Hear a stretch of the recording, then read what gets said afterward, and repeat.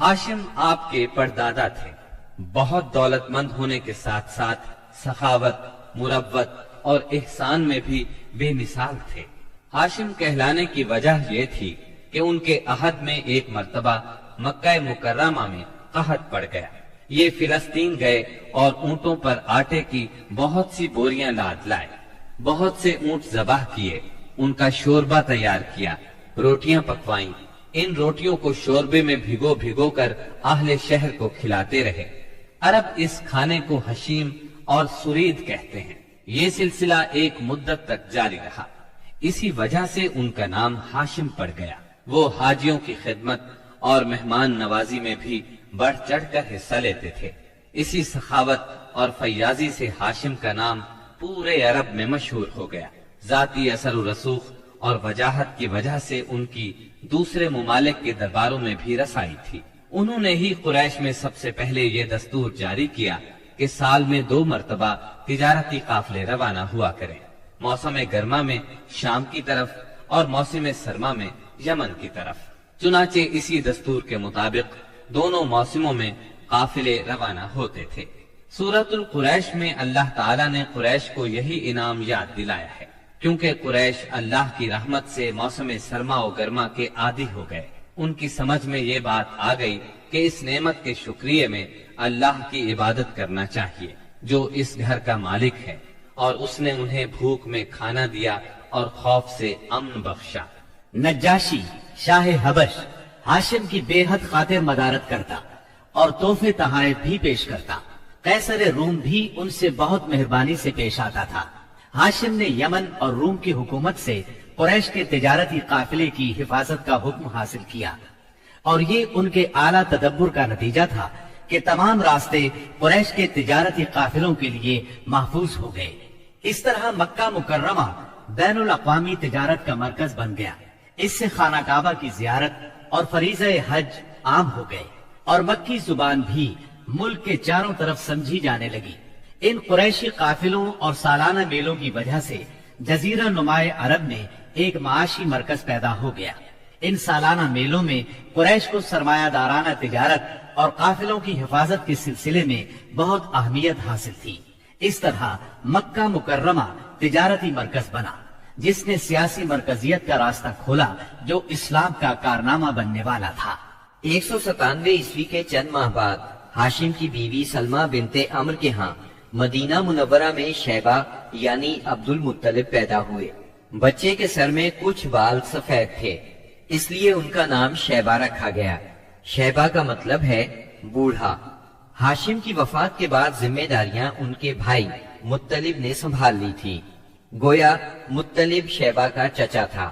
اس کی وفات کے بعد شیبہ نے رفادہ اور سقایا کی ذمہ داریاں خوبی سے سنبھالی۔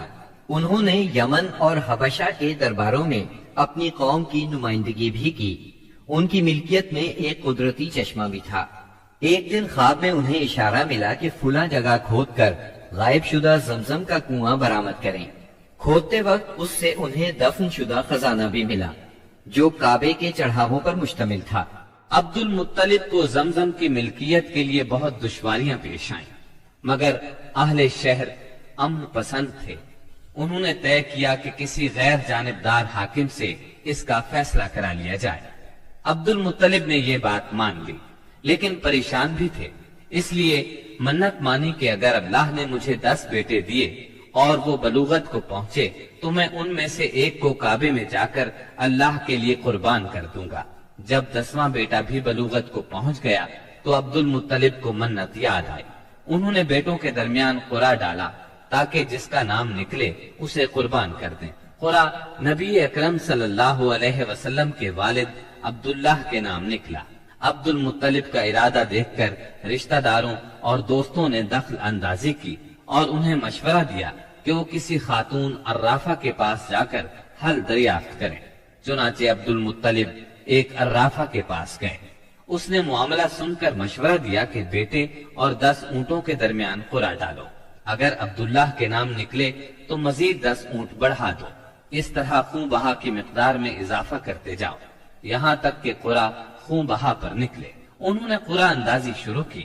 قرعہ ہر بار عبداللہ کے نام نکلتا رہا۔ یہ 10 اونٹ ہر بار بڑھاتے گئے. جب 100 اونٹ پورے ہو گئے تب قرا اونٹوں کے نام نکلا. عبد المطلب نے 3 بار ایسا کیا تاکہ اطمینان ہو جائے. ہر بار 100 اونٹوں ہی کا قرا نکلا. اب انہیں اطمینان ہو گیا کہ یہی اللہ کو منظور ہے.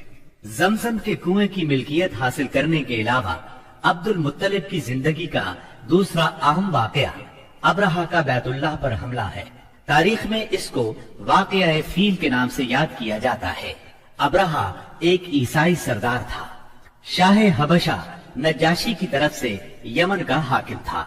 اس نے دیکھا کہ اہل عرب حج کے لیے مکہ مکرمہ جاتے ہیں اور خانہ کعبہ کا طواف کرتے ہیں، تو اس نے عیسائی مذہب کے نام پر یمن کے شہر صنعاء میں ایک عالیشان گرجا بنوایا. عرب میں اس گرجا کی خبر مشہور ہو گئی. قبیلہ کنانہ کا ایک آدمی وہاں گیا اور گرجا میں گندگی پھیلا کر بھاگ آیا.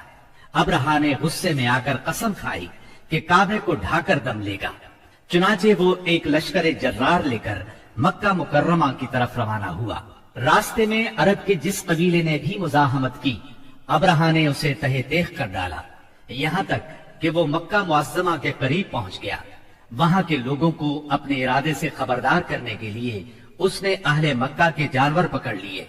ان جانوروں میں عبد المطلب کے 200 اونٹ بھی تھے. عبد المطلب کو ابرہہ کی چڑھائی کی خبر ملی تو وہ خانہ کعبہ کی دیواروں سے لپٹ گئے اور رو پڑے. اللہ سے اپنے گھر کی حفاظت کی دعا کی. قریش کے چند سرداروں کو لے کر ابرہہ سے ملنے کے لیے گئے اور اس سے اپنے اونٹوں کی واپسی کا مطالبہ کیا. ابرہہ ان کی بات سن کر حیران ہوا اور بولا، تم نے اپنے اونٹوں کی واپسی کی تو بات کی، کعبے کے متعلق ایک لفظ بھی نہیں کہا. میں تو یہاں کعبے کو ڈھانے کے لیے آیا ہوں. عبد المطلب نے جواب دیا، اونٹ میری ملکیت ہیں، اس لیے ان کی رہائی کے لیے چلا آیا. کعبے کا مالک اللہ ہے جو اپنے گھر کو بچانے کی پوری طاقت رکھتا ہے. ابرہہ نے ان اونٹوں کی واپسی کا حکم دے دیا. یہ اپنے اونٹ لے کر مکہ معظمہ واپس آ گئے. 60-70 ہزار کا لشکر تھا اور اس میں 9 یا 13 ہاتھی تھے. اس لشکر نے آخر مکے پر چڑھائی کی. لشکر مکے کے نزدیک پہنچا تو محمود نامی ہاتھی نے مکے میں داخل ہونے سے انکار کر دیا اور وہیں بیٹھ گیا. ایسے میں اچانک باہر کلثوم کی طرف سے پرندوں کا ٹڈی دل نظر آیا. ان کے پنجوں اور چونچوں میں کنکریاں تھیں. جن سپاہیوں پر وہ کنکریاں پڑتی ان کے اعضاء کٹنا شروع ہو جاتے. ان کنکریوں کے گرنے سے ابرہہ کی فوج اور ہاتھیوں کا جو حشر ہوا وہ بلا شبہ تاریخ عالم کا ایک نہایت حیرت ناک باب ہے.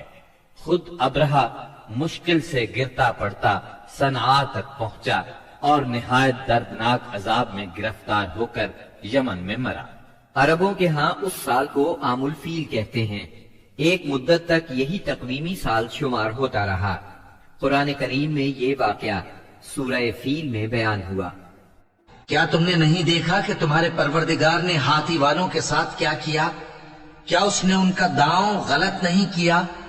اور اس نے ان پر جھنڈ کے جھنڈ پرندے چھوڑ دیے جو ان پر کھنگر کی پتھریاں پھینکتے تھے، تو اس نے ان کو ایسا کر دیا جیسے کھایا ہوا بھس.